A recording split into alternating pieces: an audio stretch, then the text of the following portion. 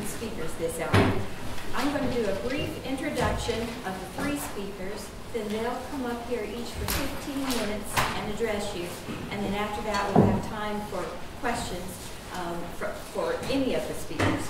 So our first speaker this morning is Professor Clark Cunningham. He's the W. Lee Burge Professor of Law and Ethics at Georgia State University College of Law.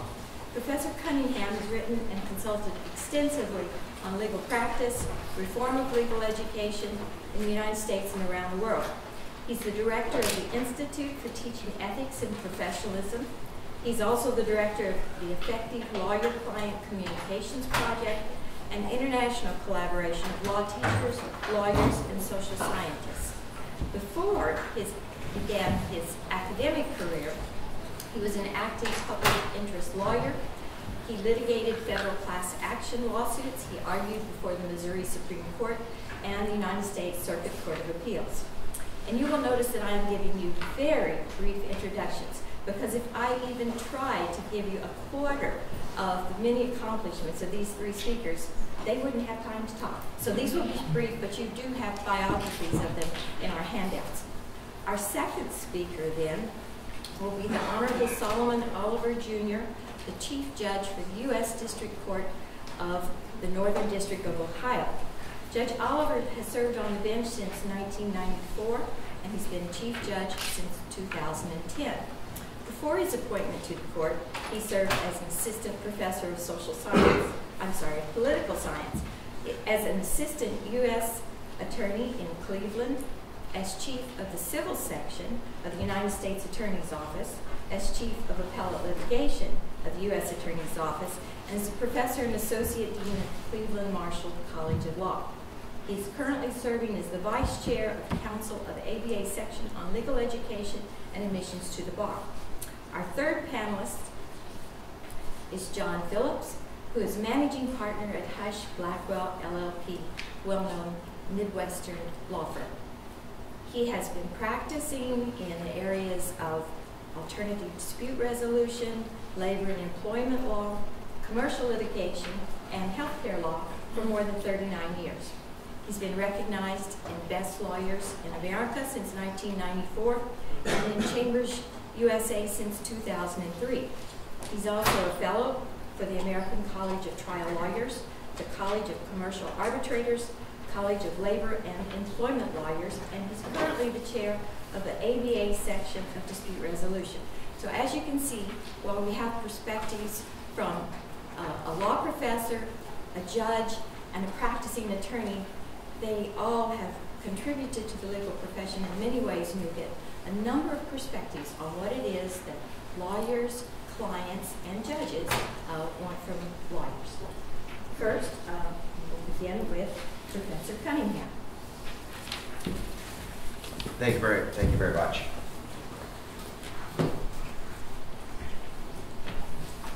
Well, it's a pleasure to be back in Missouri. Before I took my current position at Georgia State University in 2002, I had the privilege of teaching at Washington University in St. Louis for 12 years, so it's great to be back in Missouri. I certainly want to thank the Center for Dispute Resolution and the Law School for choosing this topic for your symposium, and I'll probably be the first of many speakers to express appreciation for John Landy's extraordinary hospitality and stunning attention to detail in organizing this event. There are a number of other speakers here that I've been indebted to and have known for a number of years. As a kind of a preview, it's really impossible to overstate the importance of work done by Judith Wagner, who will be speaking at the next session, is one of the co-authors of the book Educating Lawyers, generally known as the Carnegie Report, which I think is the single most influential book about legal education in the history of the United States. You already heard from Lisa Kloppenberg, and as I told Lisa last night, if it's a conference on improving legal education, Lisa's going to be speaking. I was so glad to hear that she's now joined the American Bar Association Standards Review Committee, where she's better leadership nationally as well as at her own law school. Barbara Glessner-Fines, where are you, Barbara?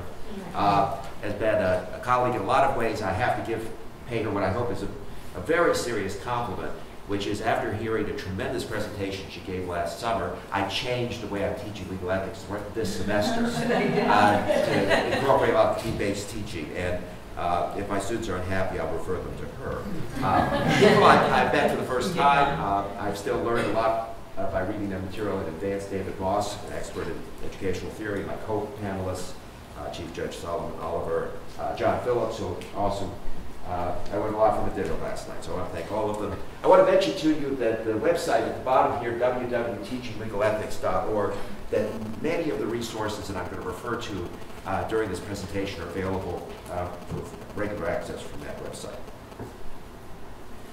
So this headline appeared in 2006, actually before the recession hit, and naturally gathered a lot of attention. It caught my attention, and so I discovered that it was based on a study done by a consulting group called BTI Consulting, and I got a copy of their study upon which this article was based.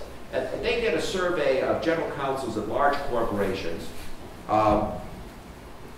They had baseline data from over 1,000 interviews with general counsel, and then they supplemented that in July and October of 2005. And that survey indicated 7 out of 10 corporations are so unsatisfied with their primary law firms that they wouldn't recommend the firm to others, which is a startling finding. I mean, these are the most powerful clients in the world, so you would think that their lawyers would be incredibly interested in keeping them happy.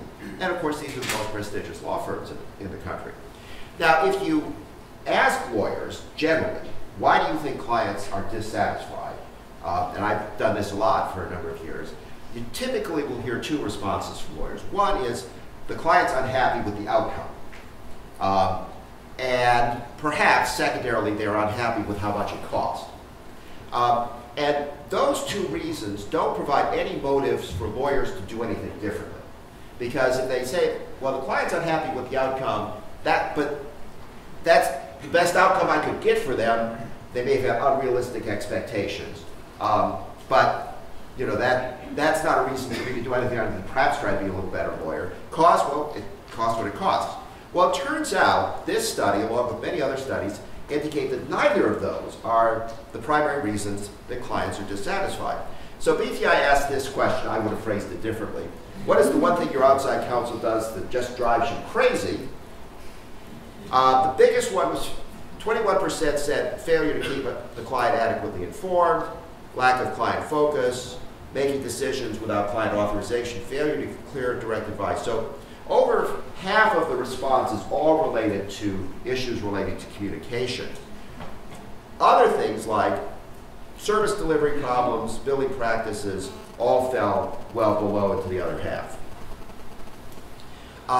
The International Bar Association magazine In-House Practice, published by the in-house lawyer division of the IBA, in the most recent issue reported on a survey, similar survey in Western Europe, that comes up with fairly similar responses. That poor communication was the top reason for not continuing to employ a firm, much more important than other factors.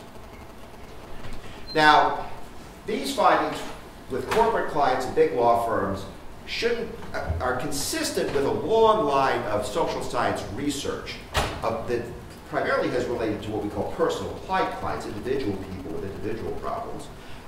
Those of you in the dispute resolution field will be very familiar with the work of Tom Tyler, who's a social psychologist, very closely identified with what's called the procedural justice field. And he made this assertion in 1988. They care most about the process.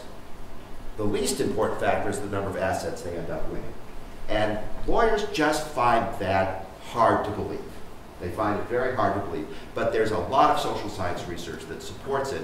The paper that's posted on the website summarizes a lot of that research. And so I'm not going to go into a lot of detail with it here.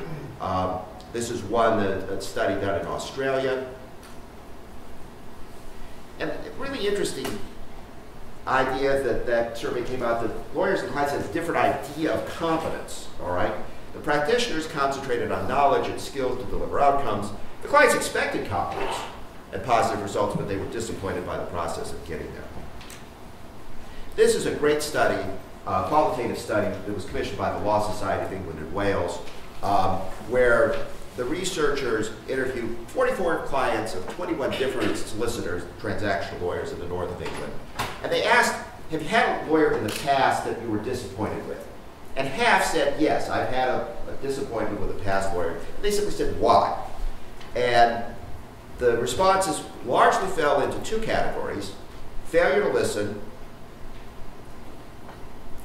and failure to explain. And the ones they liked explained well. And that actually is the importance of explaining. Also, very sophisticated clients still say that's important. I'm just going to skip through these slides. But I love the quote. So what can law schools do? It's not surprising that lawyers may not think that client communication is a central thing, because we traditionally don't make it a central component of legal education. Here we stand in what sometimes is probably used for teaching classes. It's a commonplace piece of knowledge that what we call Socratic teaching in the Socratic classroom is in many ways a simulated appellate courtroom. The teacher standing up is an appellate judge and then puts the students in the role of opposing counsel, opposing hypotheticals. It's a dynamic and effective way to teach, particularly when what you're working from are appellate decisions. But what that does is it communicates an image of the lawyer as someone who wins the courtroom battle. You will hear, I think, a little bit, the next two speakers. Judge Oliver, in his excellent paper, talks about what he sees as a real need of lawyers to do a better job of advising their clients and counseling them. And that he sees as a real deficiency. John Phillips talks in his outline about client skills is now a premium value. So what can we do in law school to communicate the interaction with the client is a central part of being a lawyer? And a simple thing to do is simply to add client interaction to appellate advocacy in classroom teaching. So in the classroom, instead of saying, state the facts of the case and then persuade me as if I'm an appellate lawyer, I could, for example, instead say, I've just been sued. Explain to me, based on the facts, what's this about? What's the cause of action? What kind of potential defenses I have? And instead of posing questions as if I'm an appellate judge, I pose questions as if I'm a client trying to understand what you're telling me. A very easy thing to do, but it totally shifts the idea of what lawyers do. Another easy thing to do is to use the Law Society Client Survey as a model for a very simple class assignment, which I do, which is ask your students to do this. Find someone they know pretty well and ask them the same question. Have you had a lawyer in the past that you've been dissatisfied with? And I use a Survey Monkey to record that information. I do this every semester in my professional responsibility class. The students submit the responses. I sort them by various demographic categories, and I assign the students, you take all the women, you take all the men, you take all the older, younger. See if there are any common themes from the free response about why you were dissatisfied. And every semester, they come back with exactly the same findings. Outcome and cost are not the dominant things that cause the people they know to be dissatisfied. So they discover themselves the importance of this. More modest things, those are easy. More modest things would be client communication writing assignments, and that's happening more and more. An engagement agreement with a scope of representation, a letter explaining the pros and cons of settlement. Everybody has a required professional responsibility course. You could build them around simulated client meetings, and here are 3 links. That's what I do in my course that give you more information.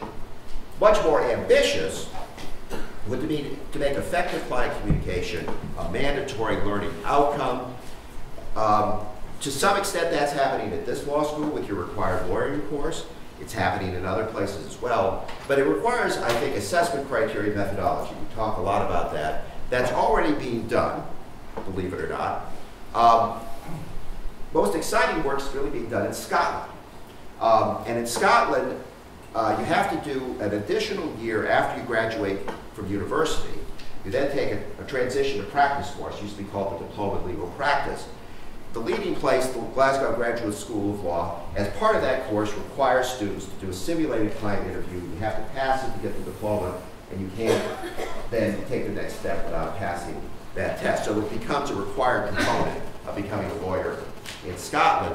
And this article reports on adapting a methodology for medical education called the standardized patient in medical education, standardized client, that has been, through this study, shown to be valid and reliable as a way of assessing the ability to do basic kinds of communication. So this is the assessment form, and the person who's trained to play the client is asked things like, did I understand what the student lawyer was saying? A trained standardized client is an expert on whether they understood what you just said to them. They're more of an expert than I am. And so this form is used to assess. This now has been added. I see I'm getting close to my time, right? Now it's actually part of a bar examination in England. And if you want to become a lawyer in England and you're already qualified in another country, now you have to go through what they call an objective structured clinical examination, a phrase taken from medicine. And you have to do 9 of these stations to become a lawyer in England. This now is also part of becoming a lawyer in New Hampshire, will be my last point. The standardized client methodology has been adapted by the University of New Hampshire in a pilot program under which people who are in an honors program called the Daniel Webster Scholars Program take a specialized curriculum in the 2nd and 3rd year. They have a bar examiner assigned to them as they enter the program at the beginning of the 2nd year. The bar examiner tracks their progress, reviews their portfolio of work, and if the bar examiner believes that they are ready for client representation, they are licensed to practice law the day they graduate from UNH, and they don't have to take the bar exam. As part of this process, now the students have to go through the same kind of standardized client assessment as an additional outside measure of their readiness to practice. I will save for possible discussion later some ideas about what law firms can do, but it's now time for the next speaker. Am I right? Yes. Thank you.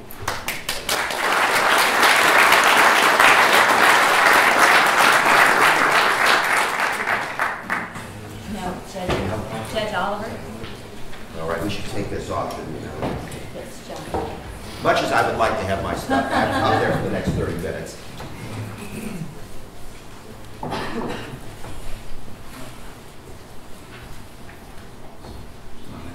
It's very subversive to keep it up over there, isn't it? It reminds me of Dumbledore. Light her outer, put her outer there. That's what my students call me. The wizard. Among many things. Good morning. Good morning. It's a pleasure to be here. I know your former dean, Dean Dessem. I knew him when he was a law clerk. Can you believe it? That was many years ago when he was a law clerk for a judge on our court. I was not on court at that time, but I was assistant United States attorney. And I've known him since that time, and it's been a good friendship. So it's good to be here, especially because I know he's been here and he's done good work over the years. I want to thank Professor Landy for inviting me to be part of this program. And I also want to acknowledge Dean Wegner and the work she's done in legal education. It's been seminal. I also enjoyed the presentation of Dean Kloppenberg this morning. The sources that she cited were those that I actually thought about as I was preparing my remarks this morning, at least in regard to the McCrate report, also in regard to best practices, which was published in 2007, and lastly but not least, educating lawyers.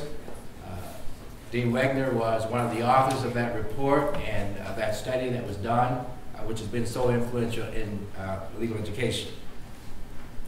All of those reports, books, what have you, address the issue of what can law schools do more than they are doing, or we're doing, to make sure that students were ready to practice law.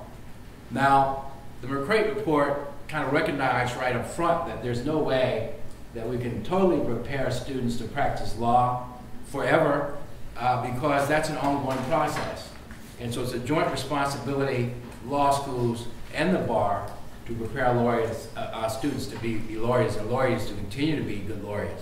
But nevertheless, 20 years ago, the Craig report was very influential in getting law schools to talk about what can we do to better prepare lawyers, and that, of course, has borne some fruit.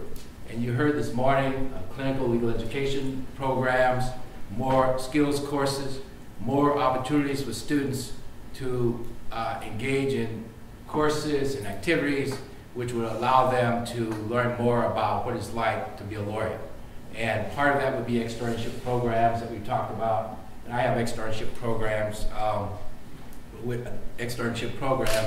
various law schools in our area that I've participated in over time. Let me say that I really don't have a scientific presentation.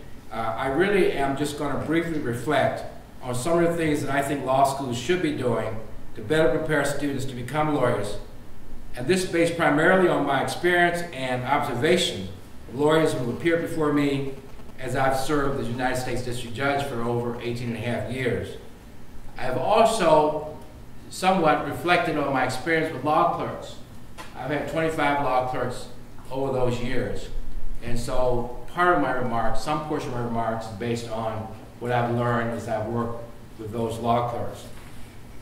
The first thing I think I would observe in regard to what law schools should be doing, and I know many are because we've talked about many of the efforts that are already underway, is that they should work more on trying to integrate, as the McCrae report suggested, as best practices suggested, and as educating lawyers suggested, work more on helping students to integrate not just the doctrine that they learn, which is sometimes called thinking like a lawyer, but also learning more about the skills, what it means to be a lawyer, what it means to practice, and also what it means to be a professional. So those are all important components of being a lawyer.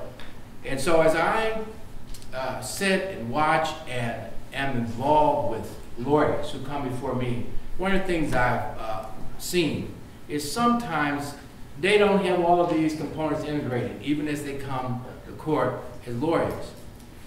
And one of the aspects that you can readily see is that sometimes they don't have the professional aspect clearly digested or in mind. And so they come to court as if their only role is to be a so-called zealous advocate. And so, and that can have downsides in many ways. They don't seem to recognize that a lawyer also has a role as an advisor, as a counselor, as a negotiator. And these are not optional roles. These are responsibilities that lawyers have. But if you come to court and your job, narrowly defined, is to be aggressive, is to win, winning defined in a very narrow way, you're likely to be less successful than you would be if you understood the full range of options and exercised the full range of responsibilities. Now, there's not a lot of time to go into all of this, but a lawyer, for example, in a Title VII discrimination case, can advise the client. I mean, the client is entitled to vigorous representation. And if the client's position is they did nothing wrong, or they have a plausible position, they can be defended. But there's also nothing wrong with the lawyer saying the way you approach this is probably not the best way. And also suggest ways of how the client can go forward to make sure that the appropriate documentation is done in regard to evaluating employees. They can also suggest to them that they think that there has been discrimination. They can do that in a confidential way as part of the lawyer-client advising. They could suggest that perhaps the remedy is appropriate in this particular case, or the kind of remedy. All of that is part of being a lawyer, and not just simply taking the ball and running with it without evaluating. And so sometimes I see lawyers who come to court and the only role they seem to understand is that of being a zealous advocate. They don't seem to understand that as a professional, they have a broader responsibility to client, but also they have a broader responsibility to the court. in terms of candor, they also have responsibility to the opposing parties. I see this played out in settlement conferences sometimes, because what happens is sometimes it's pretty clear that the lawyer is pushing ahead and fighting for a client, and maybe a client has articulated a position, but has not fully educated the client, has not fully advised the client, and so sometimes we find ourselves at a point where the lawyers in the court feel like there's an appropriate resolution, but the client has not been counseled. And that's what the previous professor was talking about earlier, different contexts. But the client communication is so important. And often I don't see that happening. But I'm not here to bash lawyers, because I do see some very good lawyers as I serve as a judge. Let me just say a little bit more in that area. And that is that also I see other aspects, other indications that lawyers are not thinking about themselves in their full role. This may sound simple, but when they object, for example, to short extensions of time, or they are overly aggressive in regard to the examination of witnesses in front of the jury, which will likely cause some rebuke from the court if the court is acting as a court. Those kinds of things, there are a wide range of them, and there's not time to go through the full range of ways in which lawyers sometimes do not seem to be thinking about the full range of their responsibilities. I want to talk very briefly about some of the other kinds of things that I see, and some of them fit the same category of this kind of broader discussion of how do you integrate these three roles: doctrine, analysis, with being a lawyer, with skill, and also with professional conduct. But I want to talk about the importance of professional skills courses, which dovetails with this whole discussion. That has been the trend in the last 20 years, and a report by the American Bar Association section on legal education and dual curriculum, 2010 report that Dean talked about earlier, indicates that this has continued.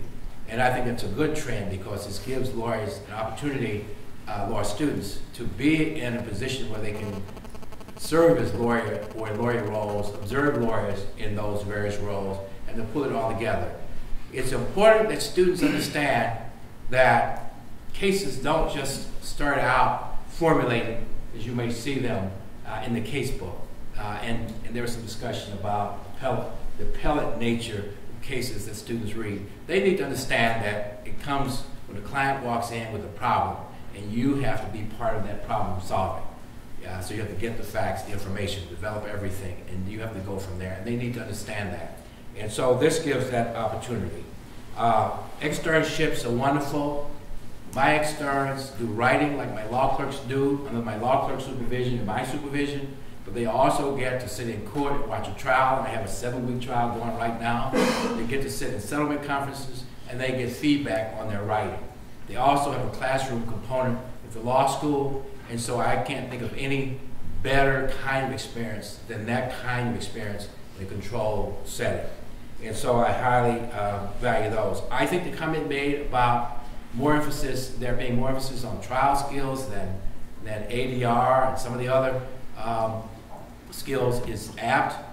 Since most cases are not tried, you would think that there would be even a little more emphasis on the ADR, on the negotiating, some of the other skills, and a little less emphasis. I'm not saying get rid of it on trial advocacy, especially on advanced trial advocacy, because that is something that maybe should be left for practice. Writing. I'm glad to see that the ABA study suggested that there's more emphasis on writing. There should be more emphasis on practical writing. When I say practical writing, I mean not just law review type writing, which is very important. I value that. I value the rigor that's involved in it, the ability to learn how to cite properly. I value all of that. Believe me, I do. But I also value the kind of writing that's necessary in a court. Summary judgment motions, motions to dismiss. So I think there ought to be more opportunities for that, because what I see are students who are come as lawyers who think that the way you write is just to throw more of it and not to really take time to parse things and to look at the legal standards and to marshal an argument and to develop the facts, all which go hand in hand. So I think that more opportunities in simulated setting or in a skills practice skills courses would be very appropriate and very important. More writing for the practice. I am going to conclude right now because I think my time is absolutely up. Let me just say that all of my comments are based on the notion that strong doctrinal instruction continues, and that is not replaced by these other things, but that these other kinds of things are incorporated. Because without someone who can do strong legal analysis, none of the other kinds of things I'm talking about will make any difference. Thank you very much.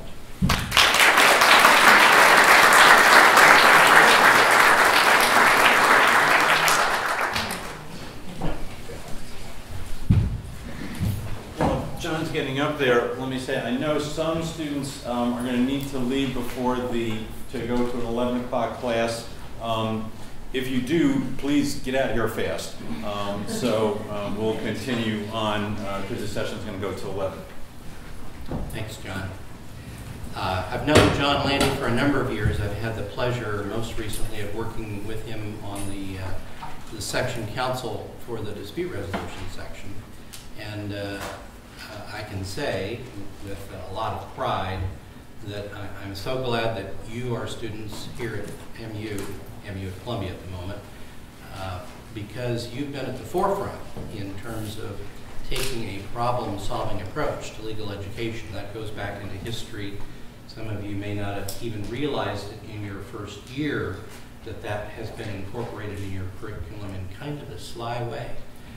Yes, you can specialize in it later on, but many law schools are now coming to that conclusion. And I think what we've heard so far this morning confirms that it's no longer enough just to learn the critical thinking skills or even become decent writers to come out of law school, but solving problems for clients is what it's all about. And I can tell you what law firms are now looking for.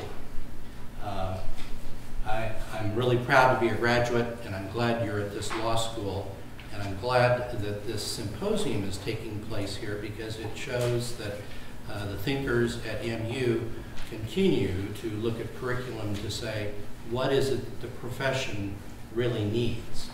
I was going to read you quotes from that New York Times article a couple of days ago where the Cravath Swain lawyer said that learning critical thinking is what law school used to be about, but that isn't all it's about anymore.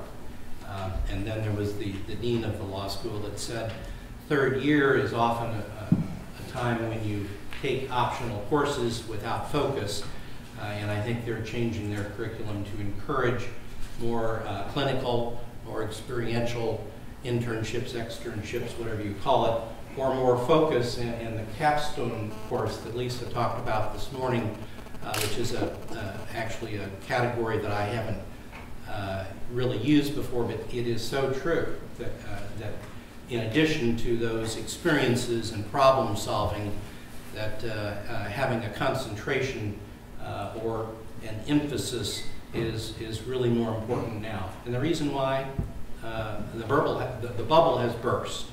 And it hasn't burst just because of 2008. It's burst because lawyers, number one, there's too many, but number two, we're not going to be able to perpetually have the multiplier of the average U.S. income that we have historically enjoyed. It has increased in the last 10 or 20 years many times. It's now said that 23 times the per capita, that's not the per wage earner, average of American incomes for lawyers. And I do believe that's practicing lawyers, not those that have moved on to other types of professions. And I will tell you that I think that there's a comparison between lawyers and doctors.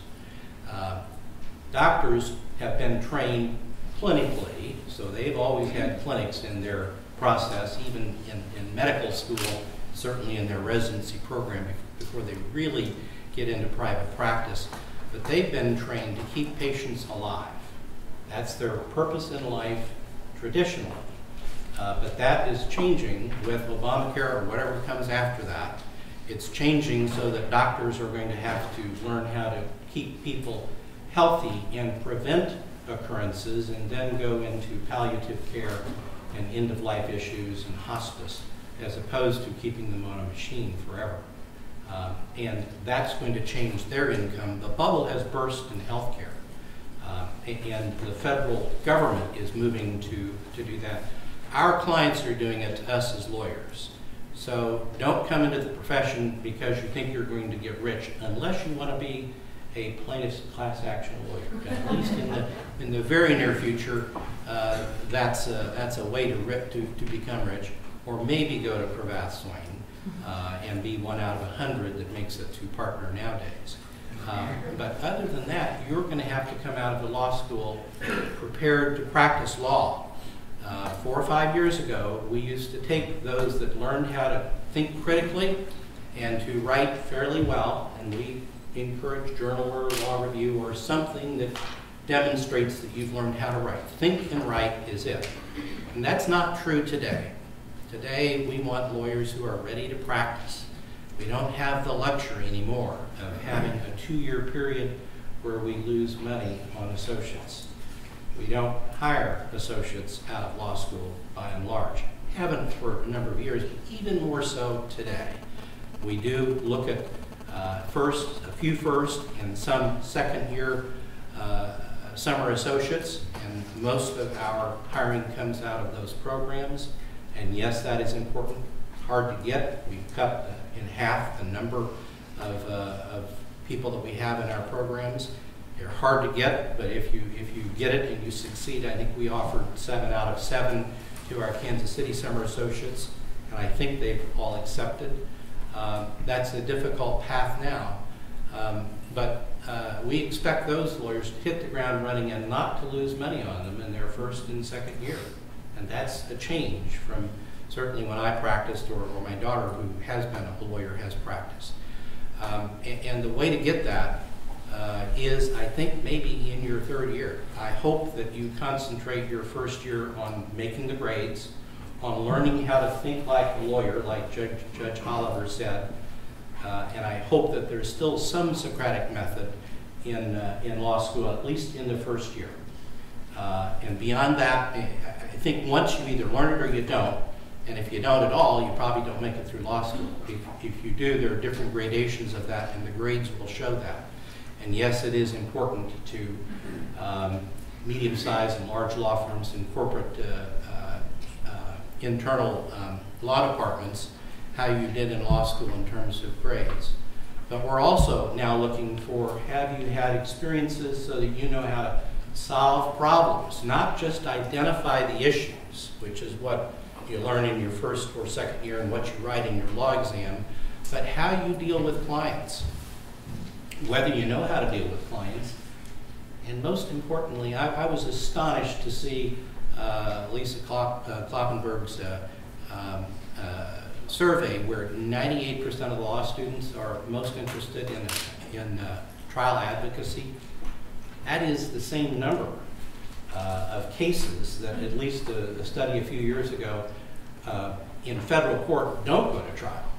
Isn't that coincidental that law students want to learn how to try cases, and yet, at least as of a few years ago, 98% of them get resolved, if not on motion, then frankly by mediation.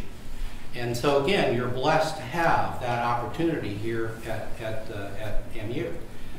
Not every law school has it, and a lot of them are still in that mode of critical thinking and writing skills, but have not gone to the problem-solving stage. And getting back to what Clark said, I do think that our clients are more interested in how we can tell them, you can do this, and here's how you solve the problem, as opposed to litigating They are tired of costs, there's no doubt about it. And we now have to bid projects where we used to have loyal clients that would say, you're our law firm. That's not as true anymore. So we have to be price competitive. But our solution is to talk about how to resolve those problems, how to get them so they can have their businesses without having to go through the court system. And most of what I do nowadays is mediation. Many of my mediations, maybe getting close to half, are pre-litigation, especially in the employment area, but now even in business, where they'll have a controversy and they don't even want to file in court. They will come to a pre-litigation mediation to try to resolve their disputes. And clients really want that.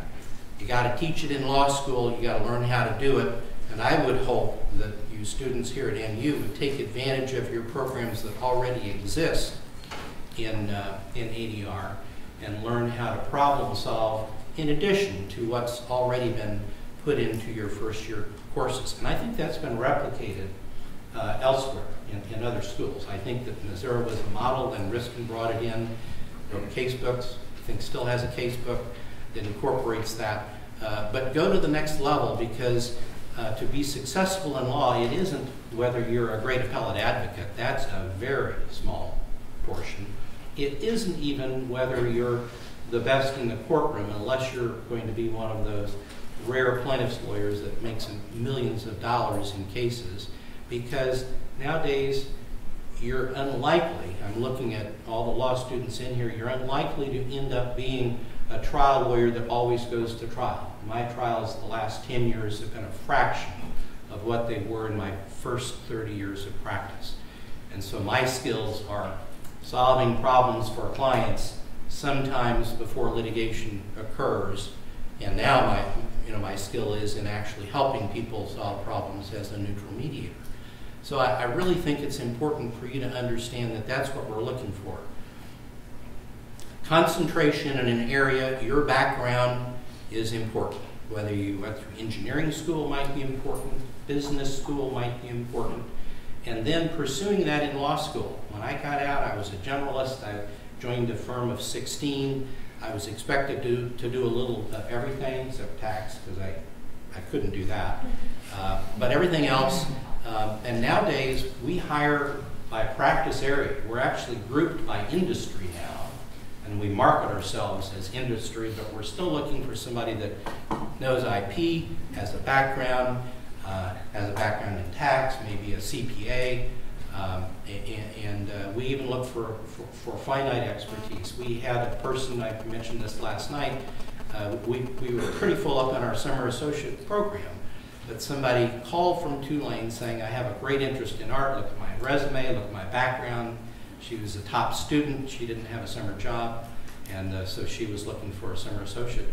And because our practice, we represent the Nelson in Kansas City and the St. Louis Art Museum, and we do have an art law practice.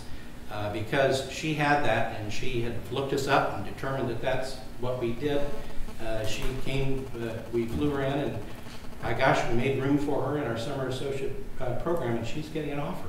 And that's because she had a concentration and a focus and was ready to go. So I think it's important for you to make up your minds as you go into your first and second year. Do you like tax? Do you not? If you like litigation, think about litigation and ADR. Not that you'll be an arbitrator or a mediator the day you get out of law school, but ADR is important in practicing law as an advocate. And advocacy in mediation is hugely important. Most of the lawyers my age don't recognize that. And most of my partners, haven't been trained in advocacy in mediation. Hopefully, most of them have learned it by trial and error, but you have the opportunity to learn it because that's more important than an opening statement. So again, I'm pleased to be here. I think I'm preaching to the choir. I think that's why this is a symposium here at MU, because MU is receptive to that kind of message and changing curriculum. Yes, it is expensive to do clinicals. No question about it. Faculty-student ratio is small. It's, I suppose, even expensive to do externships, particularly to monitor the outcomes of that.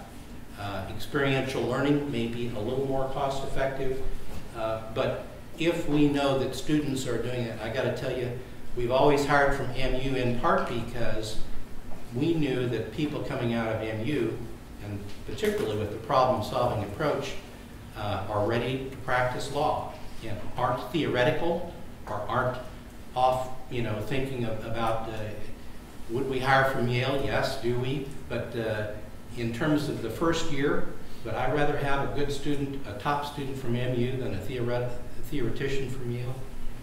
Yes, and as an MU graduate, have I succeeded as much in my law firm as all the Harvard and Yale folks? You betcha. So congratulations for being here as students, and for the faculty that are here thinking about, well, what's the next step? I do encourage you to do the capstone, do the focus, pick an area, and do clinicals. I never did clinical. I ended up clerking my third year because I was a little bored. So I got a job part-time. I actually had a child, and so I had 3 jobs through law school. And in the third year, I got a clerkship and learned that I didn't want to stay in a small community. I wanted to go to specialize in a big city, which is what I did. And I hope that each of you have that opportunity. If not in the law firm of your choice, your second year, get it somewhere and get some practical experience, because you'll look more attractive to law firms, and I think to clients. Am I out of time? I am. Thank you.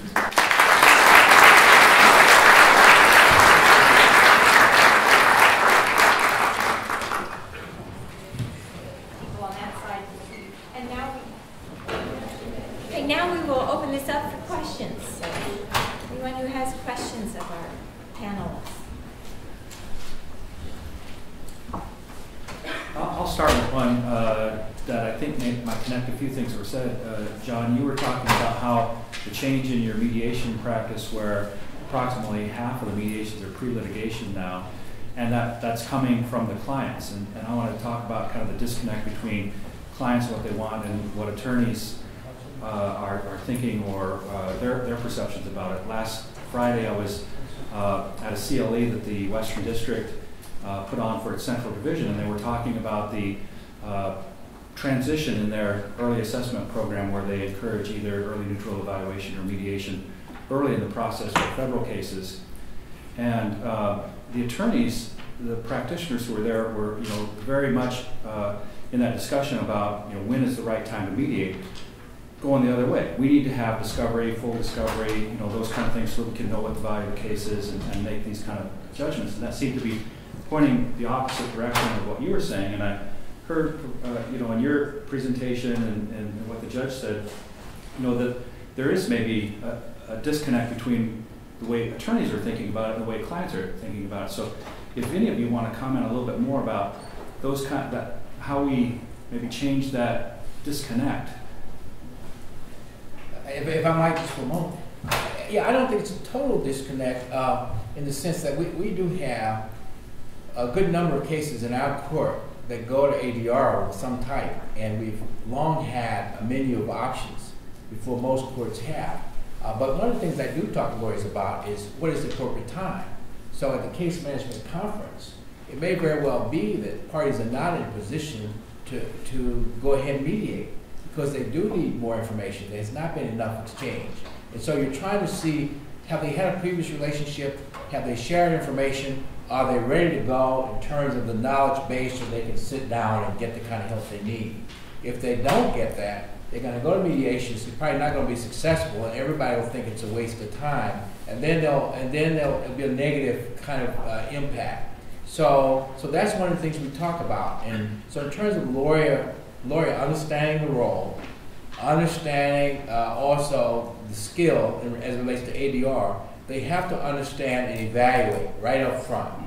What is it that I know when I come to the case management court? What is it that I don't know?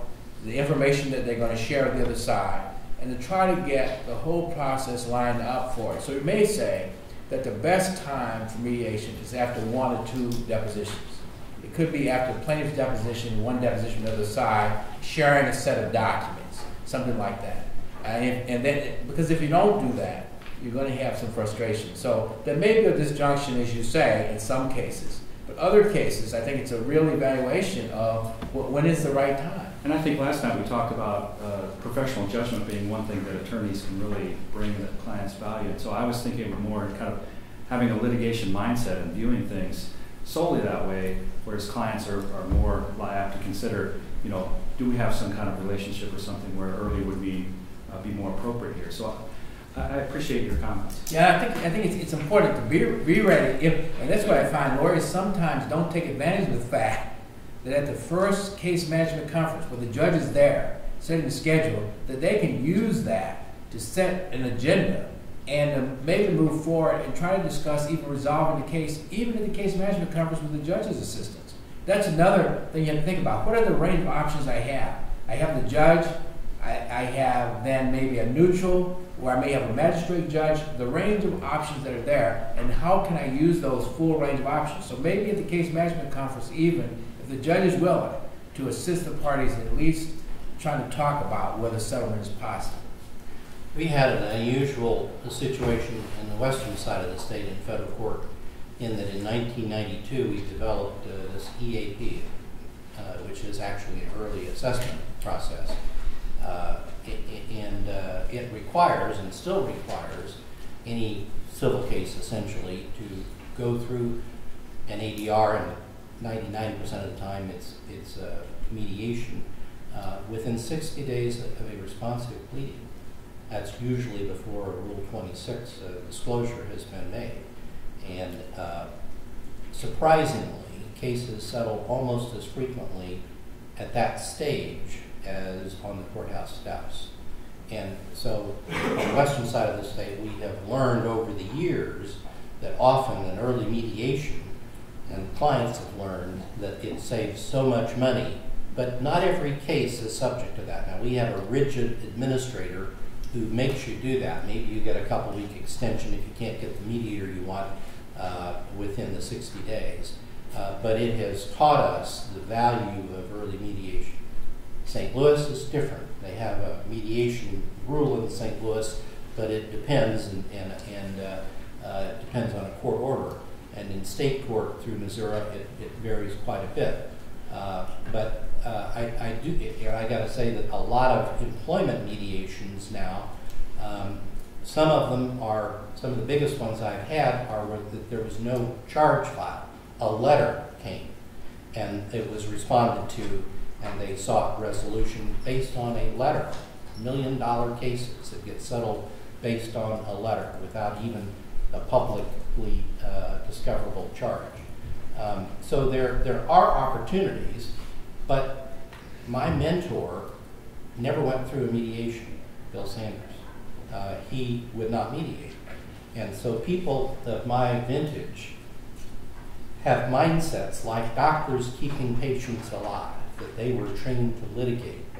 And the younger you get, the more law schools you have like MU that teach problem solving, the more you'll get away from that. But clients are figuring out that problem solvers are as valuable or more valuable than top litigators, because if you can resolve it earlier, you save on those lawyer costs. Frank? This is a comment, and I guess a question to you, Mr. Phillips. I'm Frank Bowman. I teach here. Before I became a professor, I was a trial lawyer for a really long time, mostly criminal, but some civil. And my sense, even as a guy who primarily did criminal work, is that it's a mistake to think of trial work or being a trial lawyer as being an entirely separate category. I think it's to some extent what you're saying, as being a separate category from someone who's trying to be the best advocate for and problem solver for one's client. And the implication of that for both training of young lawyers and for their transition to practice is that I continue to think that the skills of a good trial lawyer are frankly valuable to anyone who's involved in the representation of clients and in matters where there's an opposing party, but that a really good advocate is someone who recognizes the spectrum of available forums in which you can get the result, the best result for your client, and is one who is skilled in choosing the right forum and in using the right skills and approaches in whatever forum is best for the client. Is that a fair assessment from your point of view, or is there some radical distinction between the trial lawyer and the other guys? I'll give you two answers. I agree with what you said. And in fact, I wrote a short article in the Dispute Resolution Journal here years ago in response to Deborah Hensler, I think at Stanford, where her thesis is there are a lot of cases that you shouldn't mediate. And my view is that mediation is a step in the litigation process, and that there may be different points where mediation is optimal. I do think earlier is better if you can do it, but it is a step in the litigation process. But the penultimate is not necessarily litigating in a federal court with a minimum of $100,000 anymore, and often several $100,000. The penultimate may be some other form of resolution, if not by motion, then by largely by mediation. But I do agree it's one of the steps, and sometimes I've even had mediations going on while a trial is going on. So, and I do think it is a matter of judgment about when you do it. One of the top trial lawyers in Kansas City generally doesn't mediate. Rob and Rob firm, high-end plaintiffs, PI lawyers, and they have to have discovery, because when they start out, they don't have the facts to make their case.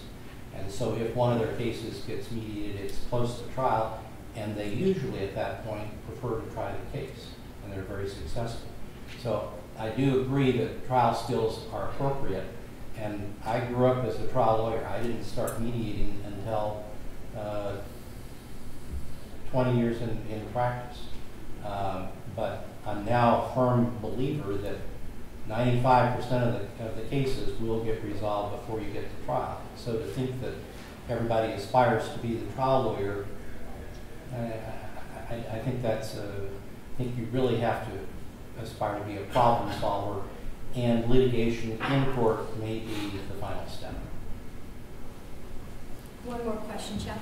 Thank you. Yeah, I'm glad that Professor Bowman asked that question. My name is Chuck Henson, and I'm the Missouri Perpetual Visiting Professor. A little bit different than my colleagues here. I actually had 20 years of practice as an associate partner in-house at junior counsel, a senior counsel. And so, as Professor Cunningham was discussing, what do clients want? Yeah, I can echo everything he said. And ultimately, I didn't hire law firms. I hired lawyers who I could work well with and understood what my needs were. And the ones that didn't communicate, I fired them.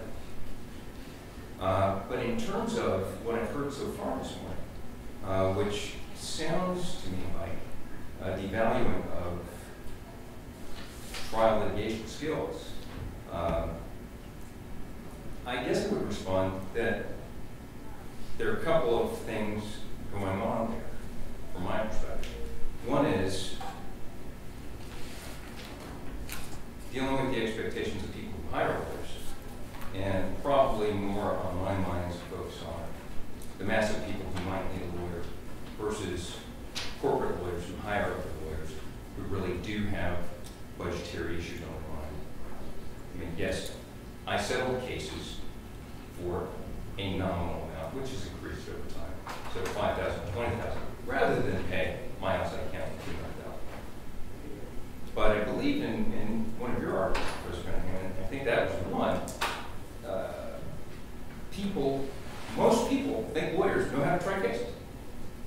And so, what is thinking about revealing to the constituent, the broad constituency we're not doing that. One. Two, the way I see trial practice as a function of law school is manifold. One is it gives the students an opportunity and encouragement in standing up and speaking. And it increases, I think, their sense of themselves. It brings them closer to some of the very important features of professional responsibility. And in terms of doing yes, the reality is, do cases get tried more? No. It brings them the skill, or brings them toward the skill of understanding, okay, worst case scenario, this case gets tried. What do I need to know? What I think is evidence now, does that mean it's actually admissible evidence that's going to come in and drive the point of my case? So being able to think down the road about these things, to help them advise and counsel absolutely their clients. Yet you think that's evidence. And we need to have a conversation about thinking about that point so that when we go and talk with people on the other side of this problem, that you're thinking realistically about the meaning of that thing. And so we got a couple things going on. One is maybe the schools need to talk more to their students about the meaning of the trial advocacy piece. And maybe the schools need to think about what are we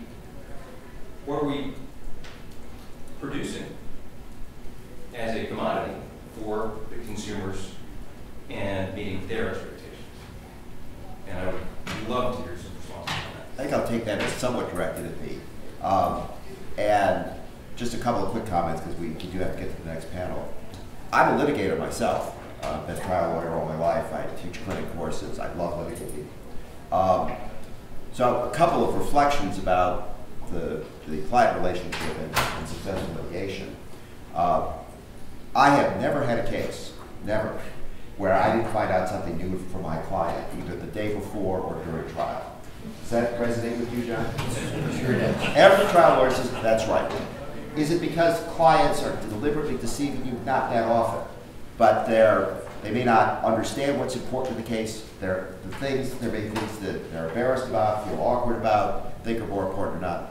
And often that's the most important part of the case, is actually finally finding out the whole story from the client, or finding out really what the client cares about. And that is not easy to do. And often clients are themselves discovering it in the process of talking with you. So even in the classic, going to trial, I think experienced trial lawyers know that client relationship, the ability to learn the client's story and learn their objectives, is fundamental to absolutely everything else. The other thing, though, is about decision making, the stories we tell.